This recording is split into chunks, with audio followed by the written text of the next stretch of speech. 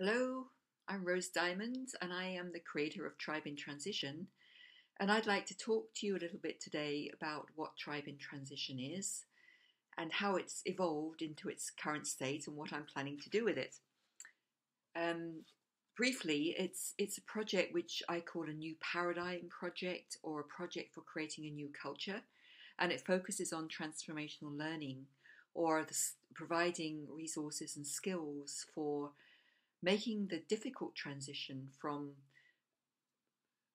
the old way of thinking, which has dominated our world for thousands of years and is based on this idea of power over, and which many of us are carrying very deep old wounds from this way of thinking, which have been passed down from generation to generation.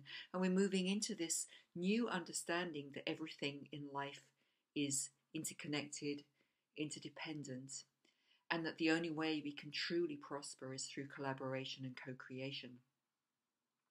And so, as a primarily an educator and a healer, my work throughout my whole life really has been moving towards or following a really deep soul calling that I have to learn these skills and then to package them and write about them and bring them out into the world in such a way that they can be helpful to others.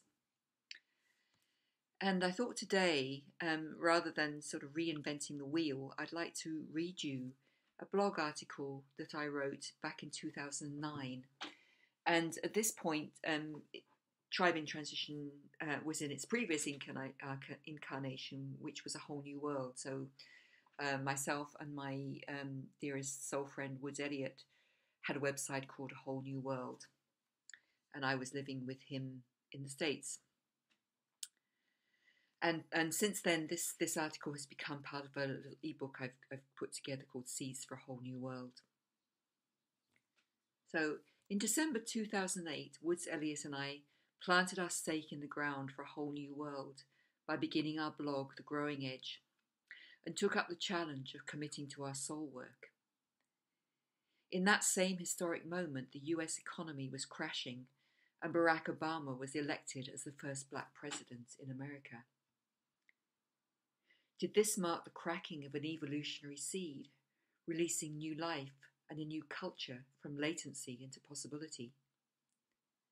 And if so, how are we doing now, 10 years later, as we face the challenge of growing into our full potential as humans?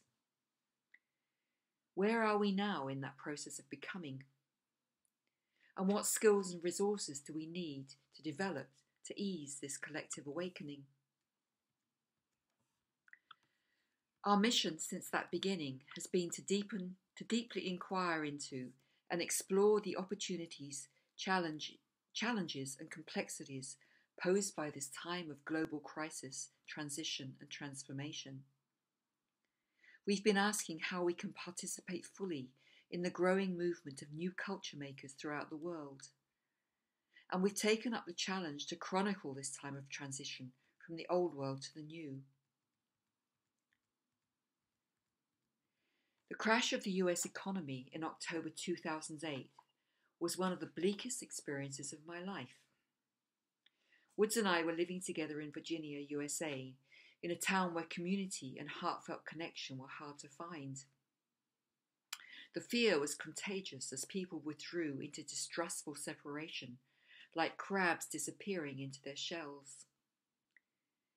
Businesses were closing as if they'd gone out of fashion. People were being sent home from their jobs without notice. Shop fronts stood empty. Homes, savings and pension funds dematerialised. It was brutal and shocking how fast and how ruthlessly the life force was sucked out of civic life, and signs were hung out saying, closed down, gone away, relocated. The migration to a different kind of life had begun. Hopeful crowds gathered in Washington Square to greet the new president. Tearful eyes expressed a deep longing for change and hope for a rescuer or a hero. But it was blatantly clear that no man or woman could turn the sinking ship around single-handed. Barack Obama's rallying message was, yes, we can, not yes, I can. And many of us are awakening now to the realization we are all in this together. We are all responsible, and we can only bring about the skills and shifts in consciousness and cultural transformation our world so desperately needs together. Through a devastating process of loss, we are being birthed into an era of co-creation. This complex mix of loss, hardship, social injustice, and corruption, along with all our collective human brilliance and longing for transcendence, form the soil on which we planted our seeds for a whole new world. We've been watering, composting, designing, weeding, growing, and harvesting ever since. The blog posts I wrote followed my personal journey from the USA in 2008 to England in 2009, back to the USA, and then home to New Zealand in 2010.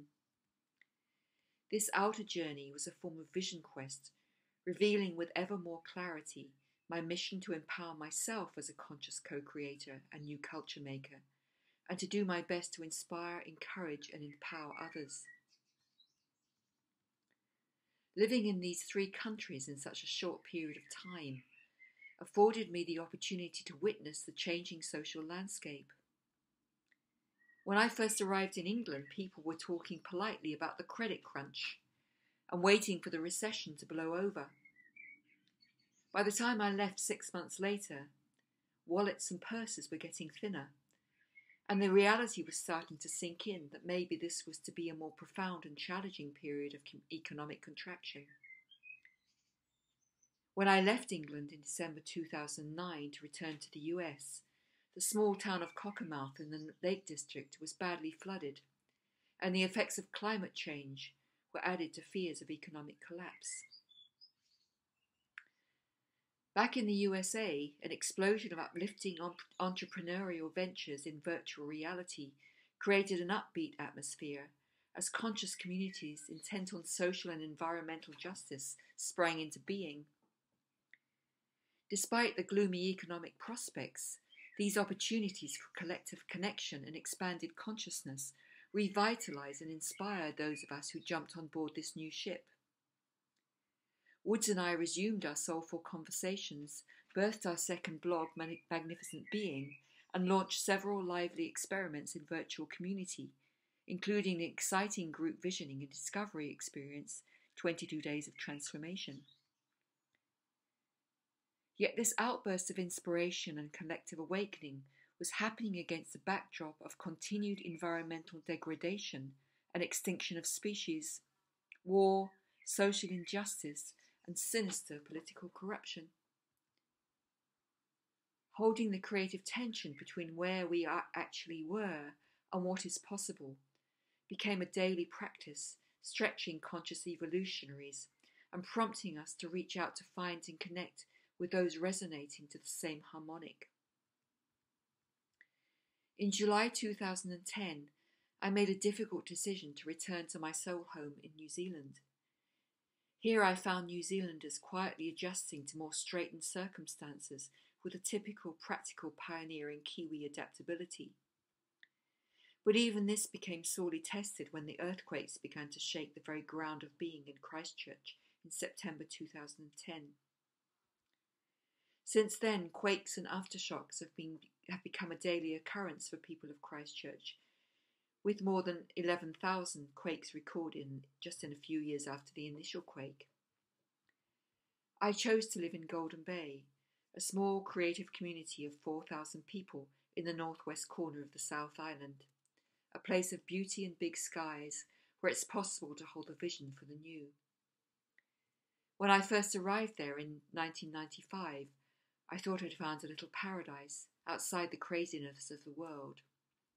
But now, of course, it's obvious that there is no outside. With our instant global communications, we are all, for better or worse, one global community, finding our way forward together. So Tribe in Transition is part of this growing one global community of people who are being impulsed by the force for evolution, and that we're learning how to bring that evolutionary impulse through us into our work in the world, sharing it with each other, allowing that evolutionary impulse to change us, to heal us, to transform us into the whole new humans, co-creating a whole new world. It's a huge vision, and it's a huge project which many of us are involved in, and it takes immense skill and the ability to be ever optimistic and trusting and surrendering to this process. It's a big journey.